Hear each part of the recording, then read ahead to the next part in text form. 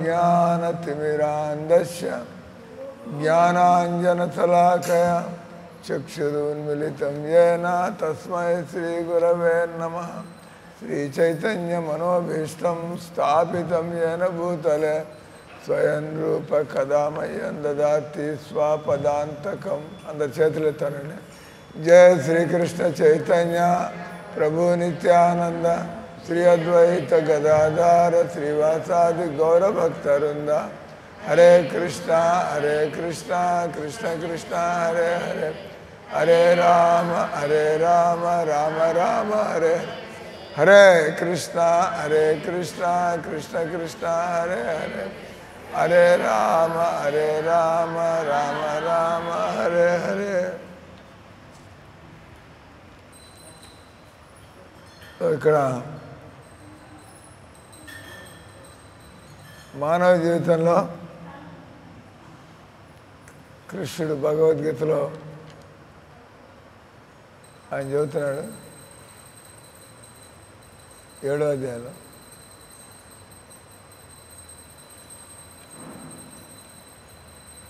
జరామరణ మోక్షాయ మామాశ్రిత్యాయ తంతియే ते ब्रह्म तद्विदु कृष्ण अध्यात्मं कर्म चाखिलं।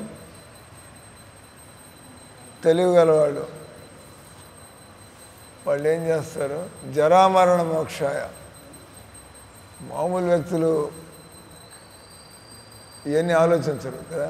మామూలు వ్యక్తులు పొద్దున్న లేవగానే బ్రేక్ఫాస్ట్ ఏం తినాలా, ఉద్యోగంలో ఏం పనులు చేయాలా, పెళ్ళాం బిడ్డలకి ఏం తీసుకొచ్చి ఇవ్వాలా ఆలోచనలు. ఇది మనం భగవద్గీత చదవకపోతే మనకి ఎట్లా తెలుస్తాయి? బావిలో కప్పలాగా, లేదా దాన్ని ఏమంటారు, మనం ఒక బద్ధజీవుడు అంటే మనకి నిత్య ఆనందాన్ని పొందొచ్చని తెలియదు, మనం భగవంతుడితో పాటు బతకచ్చని మనకి తెలియదు. మామూలుగా భగవంతుడితో పాటు బతకచ్చని తెలిస్తే మీరు ఇక్కడ ఎందుకు ఉంటారు? తెలియదు. భగవంతుడితో పాటు బతకచ్చు, నిత్య ఆనందంలో ఉండొచ్చు. ఇక్కడ నిత్య టెన్షన్లు, నిత్య బాధలు, నిత్య సమస్యలు, అవునా కదా? ఇక్కడ అంతా కూడా సమస్యలే. కానీ మనం ఇక్కడి నుంచి బయటపడచ్చని మనకి తెలియదు. అంటే జరామరణ మోక్షాయ. బుద్ధి ఉన్నటువంటి వాళ్ళు ఒక లక్ష్యాన్ని పెట్టుకుంటారు. ఏంటి అంటే ఈ సంసారంలో మీకు ఆస్తులున్నా వదిలేసిపోవాల్సిందే. మీరు 40 ఏళ్ళు 50 ఏళ్ళు బతకచ్చు, 40 ఏళ్ళు 50 ఏళ్ళు అట్ట గడిచిపోతాయి. మేమంతా అట్ట ప్రారంభించిన వాళ్ళే. ఆల్రెడీ మాకు ముసలితనం వచ్చేసింది. మేము ఏ వయసులో, ఈ అమ్మాయి వయసులో ప్రారంభించాం మేము కూడా భక్తి. చూస్తూ ఈ వయసు అట్లా ఏమైనా చూస్తా అంటే మెల్లిగా ఇప్పుడు ముసలి మిమ్మల్ని ఎన్నాళ్ళు మీతో పరిచయం కలిగి అంతే. ఇంకా ఎక్కువ 10 ఏళ్ళు అవుతుంది అనమాట.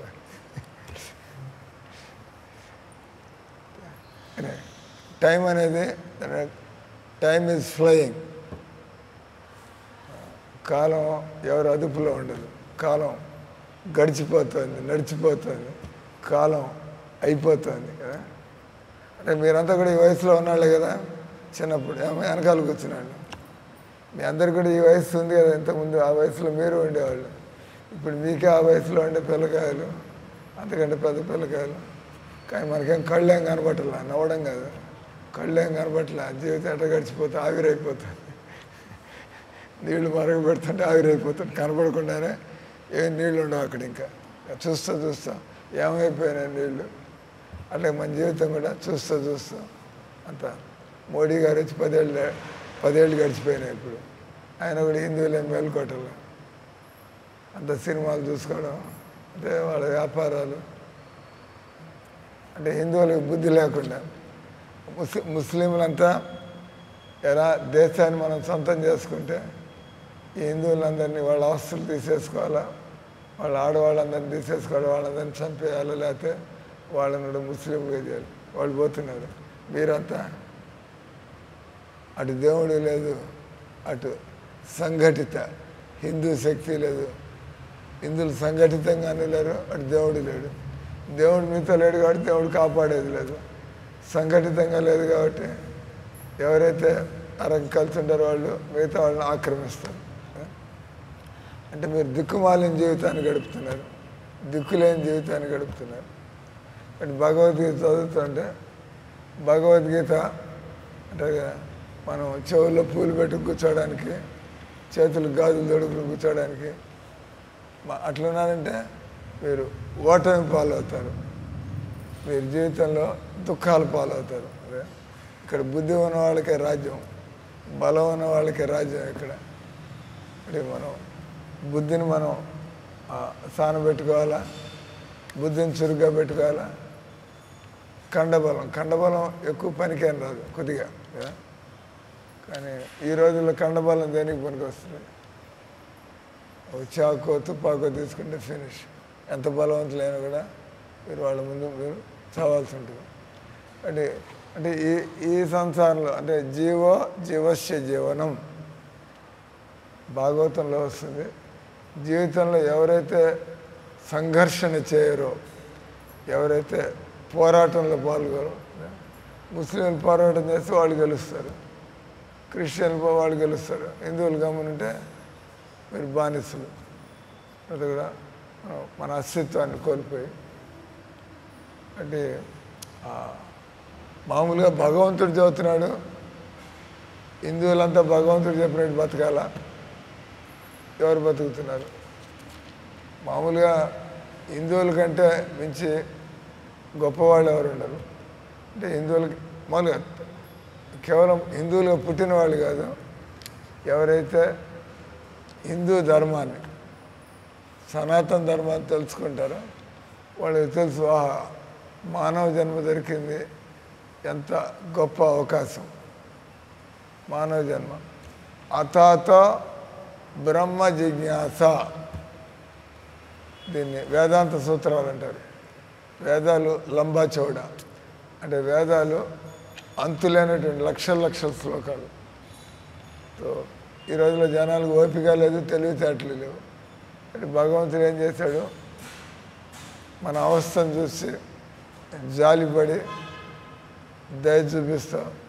భగవంతుడు ఆయన వేదాల నుంచి వేదాంత అంటే దాని సారాన్ని అంతా తీసి అంతాన్ని వేదాంత సూత్రాల్లో ఇచ్చాడు. కానీ మనకు అది కూడా అర్థం కావట్లా. భగవంతుడు భగవద్గీత మళ్ళీ వచ్చి భగవద్గీత ఇచ్చాడు, భగవద్గీత వివరించాడు. వేదాంత సూత్రాలని భగవద్గీతలో వివరించాడు భగవంతుడు. అంటే భగవంతుడు మళ్ళీ వస్తున్నాడు, మనకి మళ్ళీ అవకాశాలు ఇస్తున్నాడు. కానీ భారతదేశంలో ఉండేవాళ్ళు ఇంకా మేల్కోవటలేదు. అంటే దానివల్ల భారతదేశం మెల్లిగా ఒక ముస్లిం దేశంగా మారిపోతుంది. ఆయనకి మోడీ గారికి తెలుసు, ఒక ఆయన మోటుకుంటున్నాడు కదా, మనందరి తరఫున ఒక ఆయన మోటుకుని. అంటే అది హిందువుల యొక్క స్వభావం. నేను ఒక్కడనే సుఖపడడం కాదు, అందరూ సుఖపడాలి. కాబట్టి ఒక నాయకుడు అట్లాంటి వాడు దొరికితే జనాలందరినీ మెల్లిగా నిద్రలేపుతాడు. ఎలా మనం భగవద్గీతను తెలుసుకున్నట్లయితే మనమంతా కూడా మనమే గొప్పవాళ్ళు అవుతాం, మనం మిగతా అందరినీ కూడా శాసించవచ్చు. ప్రభుపాద ఏం చేశాడు? ప్రభుపాద ఆయన కూడా ఒక మనిషి, మోడీలాగా ఒక మనిషి. మోడీ గారు అడ్మినిస్ట్రేషన్లోకి పోయినాడు, ఈయన ప్రీచింగ్లోకి పోయినాడు. ఈయన అడ్మినిస్ట్రేషన్ ఉండొచ్చు, కానీ ప్రీచింగ్ లేకపోతే మళ్ళీ ఎందుకు బతుకుతున్నామో తెలీదు. మోడీ గారు డెవలప్మెంట్ అంటున్నాడు ఆయన. అంటే ఈ పేదరికం నుంచి బయటికి తీసుకురావడం, బాగా ఉద్యోగ అవకాశాలు కల్పించడం, ఈయన దేశాన్ని అభివృద్ధి పదంలో పెట్టడం, విదేశ శక్తుల నుంచి దేశాన్ని కాపాడడం. తర్వాత ఆయన వరకు హిందువులకు కూడా అవకాశాలు ఇస్తున్నాడు. ఇంతకుముందంతా సెక్యులరిజం. సెక్యులరిజం అంటే దాని ఏమంటారు, దాన్ని తెలుగులో సెక్యులరిజం అంటే ధర్మ నిరపేక్షత. సెక్యులర్ అంటే మనకి మతం లేదని కాదు, అన్ని మతాలు అంటే ఈ దేశంలో ఎన్నో ఆక్రమణలు జరిగాయి, ఎంతోమంది క్రిస్టియన్లు అయిపోయినారు. ఇంతకుముందు కేవలం హిందువులు ఉండేవాళ్ళు, ఇక్కడ అందరూ చక్కగా కలిసి ఉండేవాళ్ళు, అందరూ చక్కగా బతికేవాళ్ళు. అంటే ధర్మ అర్థ కామ మోక్షాల కోసం అన్నీ సవ్యంగా అన్నీ చేసుకుంటాం. ఇప్పుడు అంత పోయింది. చెప్పేవాళ్ళు లేరు, చేసేవాళ్ళు లేరు, వాళ్ళకి ఇంట్రెస్ట్ కూడా లేదు. కాబట్టి ఇట్లాంటి వాళ్ళ మధ్యలో వచ్చి అప్పుడప్పుడు దేవుడు ఎప్పుడెప్పుడో వస్తూ ఉంటాడు, కానీ మన మధ్యలో భగవంతుడు ఆయన యొక్క భక్తుల్ని పంపిస్తూ ఉంటాడు. కాబట్టి ఇక్కడ ప్రభుపాద ఒక ఆయన భారతదేశంలో ఆయన 20 ఏళ్ళు ప్రచారం చేయడానికి చూశాడు. ఆయన భారతదేశంలో జనాలంతా నేను సాఫ్ట్వేర్ ఇంజనీర్ కావాలా, నేను డబ్బు సంపాదించుకోవాలా, నేను 2 ఎకరాలు పొలం కొనుక్కోవాలా, ఇళ్ళ బతుకులంతా. అంతకంటే వాళ్ళకి ఏం పెద్ద కోరికలు ఏం లేవు. ప్రభుపాద చూశాడు, వీళ్ళంతా కూడా స్పృహలేని వాళ్ళగా బతుకుతున్నారు. అంటే వీళ్ళలో తెలివితేటలు పోయినాయి. భోగైశ్వర్య ప్రసక్తానం, ఎవరైతే భోగపు జీవితాల్లో ఈ సినిమాలు చూడడం, హోటల్లో తినడం, మనం అంతవరకు కుటుంబం ఇంతకే పరిమితం అయితే మీలో బుద్ధి మేలుకోదు. కృష్ణుడి గీతలో అంటున్నాడు, భోగైశ్వర్య ప్రసక్తానం తయాపహృత చేతసాం. హృత తయాపహృత అంటే వాళ్ళ బుద్ధి నశించిపోతుంది. అంతే చేసిన పనులు చేస్తూ ఉండడం, పొద్దున్న లేవడం, తినడం, పండుకోవడం, పిల్లకాయలు కనడం, దానికోసం ఏర్పాట్లు చేసుకోవడం, ఇదే బతుకు అనుకుంటే. కానీ భగవద్గీత అయితే మానవ జీవితాన్ని ఎంత గొప్ప పనికి మనం వాడుకోవచ్చు. అందుకనే ఉన్నారు ఇక్కడ, భోగైశ్వర్య ప్రసక్తాన తయాపహృత చేతసాం. పశువులాగా వాళ్ళు మనుషులు గొప్పగా బతకాల, కానీ మనకి తెలియపోతే మనం కూడా తినడం, పండుకోవడం, పిల్లలు కనడం, ఏదైతే పశువుల్లో కూడా చూస్తూ ఉంటాం, జీవితం అంత మాత్రానికి పరిమితం అయిపోతుంది. భోగైశ్వర్య ప్రసక్తాన తయాపహృత చేతసాం వ్యవసాయాత్మిక బుద్ధి. బుద్ధి ఎప్పుడు చంచలంగా ఉంటుంది. వ్యవసాయాత్మిక బుద్ధి సమాధం నా విధీయతే. అటువంటి వాళ్ళలో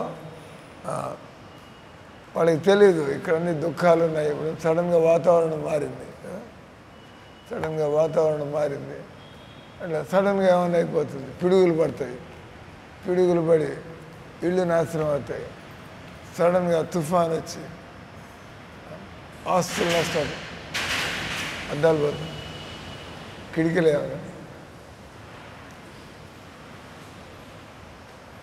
వేసుకున్నట్టున్నాయి, ఫటాఫట్ పగిలాయంటే మళ్ళీ ఒక 10,000 రూపాయలు ఖర్చు పెట్టాలి, అద్దాలన్నీ పగిలిపోతాయి. That is life. కాబట్టి ఎన్నాళ్ళు మీరు ఈ విధంగా ఇక్కడ సుఖం లేని చోట ఎన్నాళ్ళు సుఖపడాలని మీరు ప్రయత్నం చేస్తారు, ఎప్పుడు మీరు మేల్కొంటారు.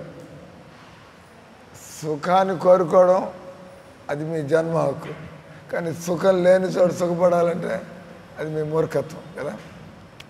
అటు భగవంతుడు మనకి తెలివితేటలు ఇచ్చాడు, మనకి సుఖం కావాలా, కానీ ఇక్కడ సుఖం దొరకటం లేదు, దొరకదు.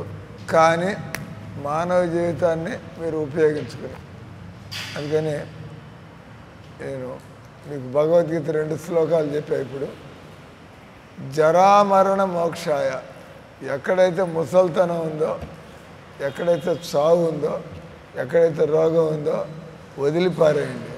అక్కడ మీరు సుఖపడడానికి ప్రయత్నం చేయమాకండి. Wasting time.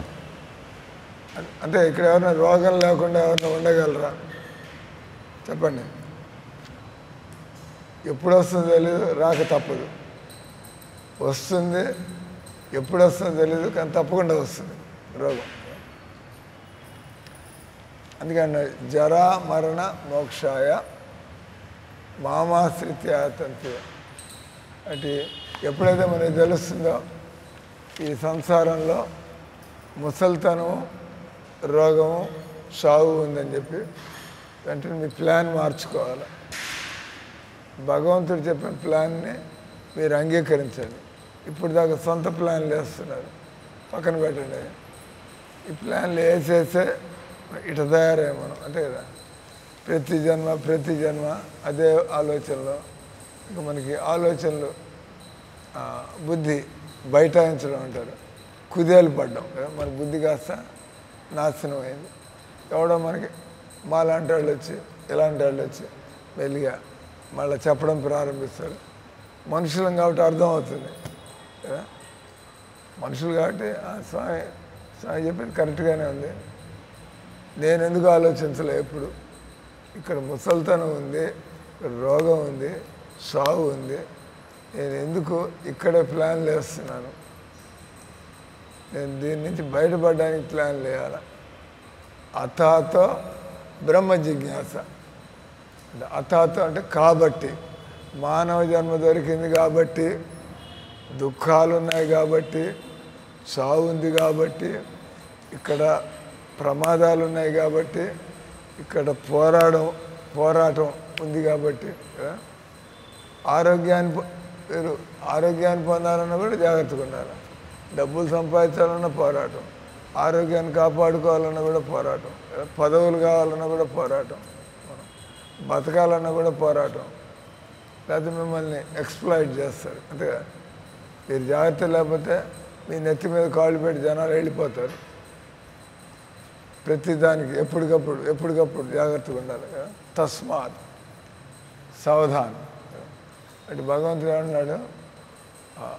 హిందువులుగా పుట్టి భారతదేశంలో పుట్టి మీరు భగవద్గీతని తెలుసుకోకపోతే ఇంకా మీ దుర్భాగ్యాన్ని ఎవడు తొలగించగలడు? సమస్యను పరిష్కరించుకోవచ్చు, కానీ మీరు ముందు సమస్యను అర్థం చేసుకోవాలి కదా. సమస్యను అర్థం చేసుకుంటే మీరు ప్రస్తుతం బాగానే ఉన్నాం అనుకుంటున్నారు కదా, కానీ వీలు కాదు. కాబట్టి మేము రోజు పొద్దున్నే పాడుతూ ఉంటాం, సంసార దావా నలలిదలోక ప్రాణాయ కారుణ్య ఘనఘనత్వం ప్రాప్తస్య కళ్యాణ గుణార్ణవస్య వందే గురు శ్రీ చరణారవిందం. జీవితంలో గురువుని కలుసుకునేదాకా మనం మేల్కోం జీవితంలో కదా. అంటే మనం అజ్ఞానంలో ఉన్నాం, మనలాంటి ఇంకో అజ్ఞానాన్ని కలుసుకుంటే ఏమవుతుంది? మనలాంటి అజ్ఞానం అంటే వాడు డబ్బుల కోసం, మీరు డబ్బుల కోసం, వాడు కుటుంబం కోసం, మీరు కుటుంబం కోసం. నేర్చుకునేదే ఉంది అక్కడ. ఒకళ్ళని చూసి ఈర్ష్యపడ్డం కానీ, ఒకళ్ళని చూసి పోటీ పడ్డం కానీ ఈ రకంగా జరుగుతుంది. అంటే ఇంకా మీరు టెన్షన్లో పడిపోతారు, అంతేగా. అక్కడ ఆయన అన్నాడు ఏ రకంగా చక్కటి ఉదాహరణ ఇస్తున్నాడు. సముద్రంలో నీళ్లున్నాయి, మనకి తాగడానికి నీళ్ళు కావాల్సి ఉన్నాయి, కానీ సముద్రం నీళ్ళు తాగడానికి పనికిరావు. నీళ్ళు కావాల్సినవి ఉన్నాయి కానీ అవి తాగడానికి పనికిరావు. కానీ దేవుడి ఏర్పాటు వల్ల అవే నీళ్ళు ఆవిరయ్యి వానగా వచ్చి వాళ్ళు అవి తాగడానికి పనికి వస్తాయి. అంటే మధ్యలో దేవుడు ఉండాలి. నీళ్ళు ఉన్నాయి, మనకి నీళ్ళు కావాలా, కానీ సముద్రపు నీళ్ళు మనం తాగలేము. దేవుడి మీద ఆధారపడి బతుకుతున్నాం.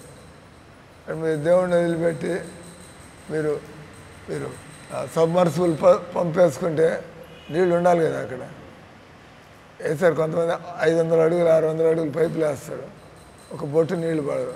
డబ్బులు పోయాయి, ఈ టైం పాడైంది, మీ ఒళ్ళు హోనం చేసుకున్నారు, కానీ నీళ్లు మాత్రం దొరకలేదు. కానీ దేవుడు కావాలంటే కుప్పలు తెప్పలుగా పంపిస్తాడు ఆయన. కాబట్టి మనకి దేవుడి అవసరం ఉంది. జీవితంలో మీకు ఏం కావాలన్నా కూడా దేవుడితో సంబంధాన్ని పెట్టుకుంటే మనకి సమాధానాలు దొరుకుతాయి. అటు ఏమన్నాడు, ఏ రకంగా సంసార దావానల, దావానాలు అంటే తెలుసు కదా, దావానాలు అంటే అడవి మంట. మామూలు మంటలే చాలా ఇబ్బందిగా ఉంటుంది. మీరు అడవి మంటల్లో ఇరుక్కున్నారంటే అంటే చుట్టుపక్కలంతా కూడా మంటలే. పరిగెట్టినా కూడా ఆ మంటలు దాటే లోపలే మీరు చనిపోవచ్చు. ఎందుకంటే కిలోమీటర్లో ఉంది. అంటే అడవులు మండుతున్నాయంటే బయటకు వచ్చే లోపలే మీ పని అయిపోతుంది. కాలిపోయి అలసిపోయి పడిపోయి బయటికి రాలేక. అంటే ఈ సంసారంలో మీరు ఏమైనా ఏర్పాటు చేసుకోండి, మీరు మాత్రం పూర్తి దుఃఖాన్ని అనుభవించక తప్పదు. ఏ రకంగా అడవి మంటల్లో ఇరుక్కునేవాడు అంతా దైవాధీనం, బతికే అవకాశం లేదు.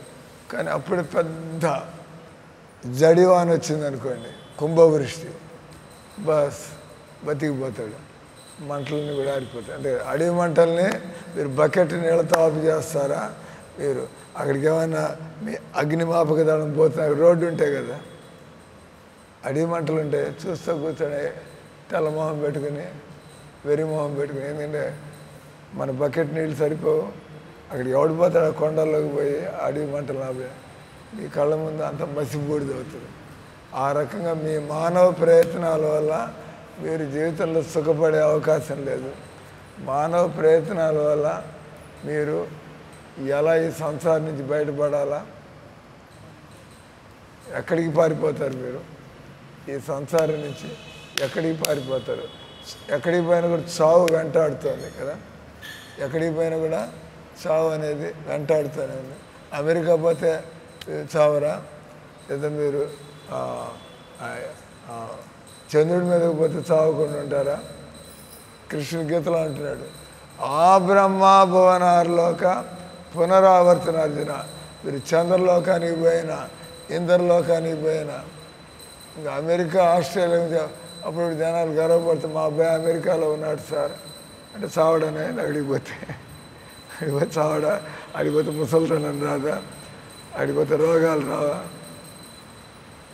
ఎక్కడికి పోయినా కదా. అమెరికా పడని గొప్పతనం ఏమైంది? మీకు భగవద్గీత జ్ఞానం కలిగితే గర్వపడండి.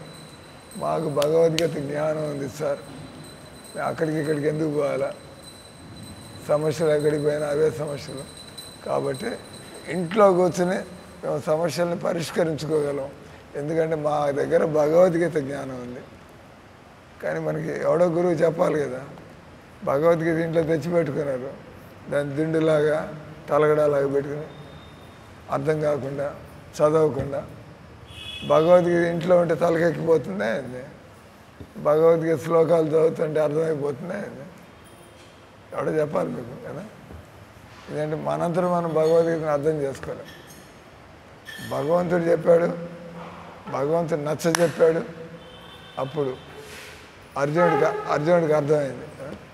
అంటే ఏమన్నాడు ఆయన, ఆ బ్రహ్మ భువనార్లోక, నువ్వు ఎక్కడికైనా పారిపో, నీ వెంట చావు అనేది నిన్ను వెంటాడుతుంది.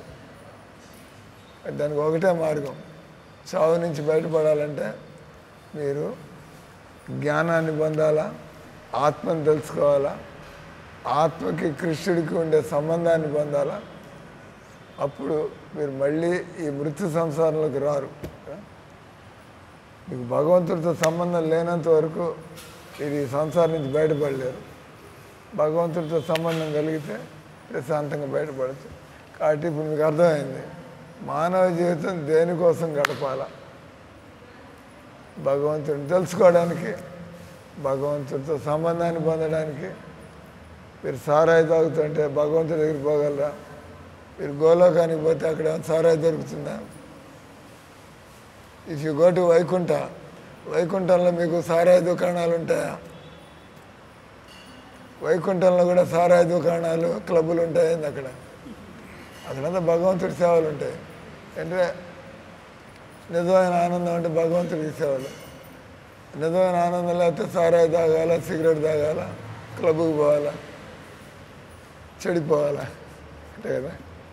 కాబట్టి మీరు భగవంతుడు మీకు చెప్పాము, మానవ జీవితంలో భగవంతుని తెలుసుకొని ఆయనతో సంబంధాన్ని పెట్టుకొని బ్యాక్ టు గాడ్ హెడ్ మనం భగవంతుని పొందాలి.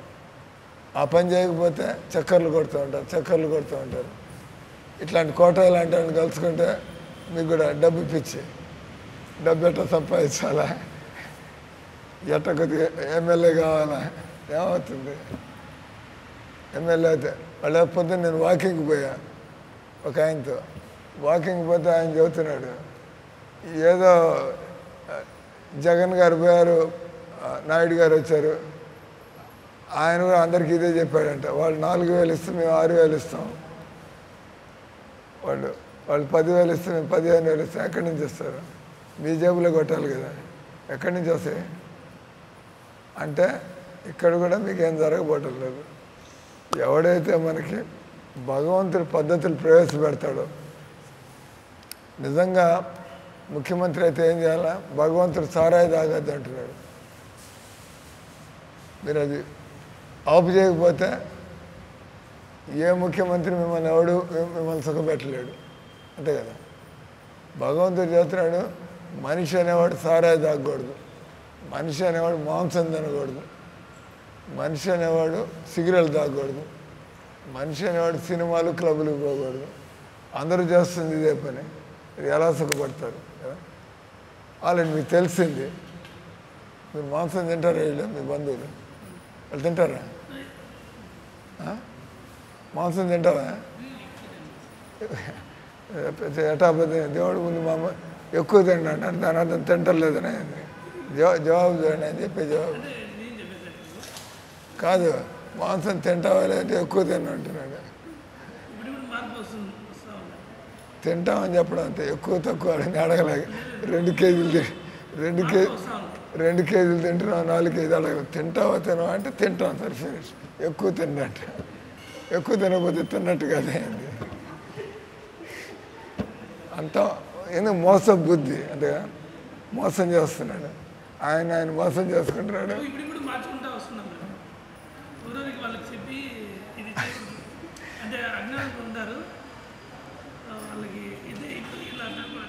వస్తానండి, మీరు ఎలా రోగం వస్తే హాస్పిటల్కి పోతారో, మీకు అజ్ఞానంలో జ్ఞానం కలిగేదాకా ఇక్కడికి వస్తూ ఉండాలి, వచ్చి అన్నీ నేర్చుకుంటూ ఉండాలి. మన తలకాయని సరి చేసుకోవడం ఎట్లా? ఇప్పుడు మీకు మనస్సు అటు ఇటు పోతుంది, చంచలంగా భోగాల కోసం పోతుంది, తెలుసు దొరికేదేం లేదు, కానీ చేసిన పాడు పని మళ్ళీ చేస్తున్నాం. ఎలా దీన్ని ఆపు చేయాలా అంటే, ఇంతకంటే సుఖం కలిగితే అప్పుడు ఇది వదిలిపెడతాం లేదు. మనకి నిజమైన సుఖం దొరికితే నకిలీ సుఖాలు వదిలిపెడతాం. అంటే నిజమైన సుఖం కోసం ప్రయత్నం చేయాలి. ఇక్కడ భక్తి యోగం అంటే ఏంటి? మనం వాడిని ప్రేమిస్తున్నాం, వీడిని ప్రేమిస్తున్నాం, వాడి కోసం పనిచేస్తున్నాం, వీడి కోసం పనిచేస్తున్నాం, కానీ అంత మోసమే జరుగుతుంది, ఎక్కడ సుఖం దొరకటం లేదు. ఆలే దేవుడితో సంబంధం పెట్టుకో, కృష్ణుడితో సంబంధం పెట్టుకుని చూడండి. అంటే భగవంతుడు భగవద్గీతలో ఆయన చెబుతున్నాడు, నువ్వు నాతో సంబంధం పెట్టుకోనంతకాలం నీ ప్రేమకి భంగపాటు కలుగుతుంది, నాతో సంబంధం పెట్టుకోనంతకాలం నువ్వు ఆనందం కోసం అగసాట్లు పడుతూ ఉంటావు. అంటే మనకు కావాల్సింది భగవంతుడు అయితే ఒక పెళ్ళాన్ని దేయంలాగా తీసుకొచ్చి పెట్టుకుంటే అదేం సుఖ పెడుతుంది మిమ్మల్ని. మీరు ఎతుకుతున్నది దేవుణ్ణి, అది తెలియక పెళ్ళాం బిడ్డలు, ఇంకా మెడలో ఒక రాయి తగిలింది, 2వ రాయి కూడా 3వ రాయి. అంటే ఎంతమంది ఎందుకు పిల్లల్ని ఆపు చేస్తున్నారు? మీరు ఒక పిల్లాన్ని ఎందుకు పెట్టుకున్నారు? ఎక్కువ బరువు మోయలేరు కాబట్టి. మీ బరువు మోయాలా, ఈ పెళ్ళాం బరువు మోయాలా, ఆ పిల్లకాయల బరువు మోయాలా? మీ వల్ల అవుతుందే అది. అయ్యో కానీ ఏం చేయాలో తెలియటం లేదు. భగవంతుడితో సంబంధం పెట్టుకోవాలి, మొహమాటం వెళ్ళాలి కదా. మీరు పెళ్లి చేసుకోవడంలో తప్పేం లేదు, పెళ్లి చేసుకోవడం తప్పేలా. పెళ్లి చేసుకొని ఏం చేయాలి? ఇద్దరు కలిసి ఒకరికొకరు సహాయం చేసుకుంటూ దేవుడికి దగ్గర అవ్వాలి. లేకపోతే ఇద్దరు కలిసి దేవుడికి ఇంకా దూరం అయిపోతారు. మమ్మల్ని అప్పుడప్పుడు అడుగుతూ ఉంటారు, పెళ్లి చేసుకోవాలా లేదా అని. నువ్వు పెళ్లి చేసుకుంటే దేవుడికి దగ్గర అయ్యేటైతే పెళ్లి చేసుకో. నువ్వు పెళ్లి చేసుకుంటే దేవుడికి దూరం అయిపోయేటైతే పెళ్లి చేసుకోమాక. కాబట్టి నిర్ణయం మీది. పెళ్లి చేసుకోవాలి వద్ద దానికి జవాబు మేయటలేదు. మొత్తం మీరు దేవుడికి దగ్గర కావాలా. ఎట చేస్తే దేవుడికి దగ్గర అవుతారు. Apply your mind. మీ తలకాయ ఉపయోగించండి. అంటే పెళ్లి చేసుకోకపోయినా భగవద్గీత మాత్రం చదవాలా. పెళ్లి చేసుకున్నా భగవంతుడి భక్తి మాత్రం చేయాలా. భగవాన్ నామాన్ని మాత్రం జపం చేయాలి. మిగతావన్నీ మెల్లిగా మనకు అనుభవంతో తెలుస్తాయి. అందరూ అనండి, హరే కృష్ణ కృష్ణ కృష్ణ హరే హరే, హరే రామ రామ రామ హరే హరే. ఈయనకి మీరు ఒక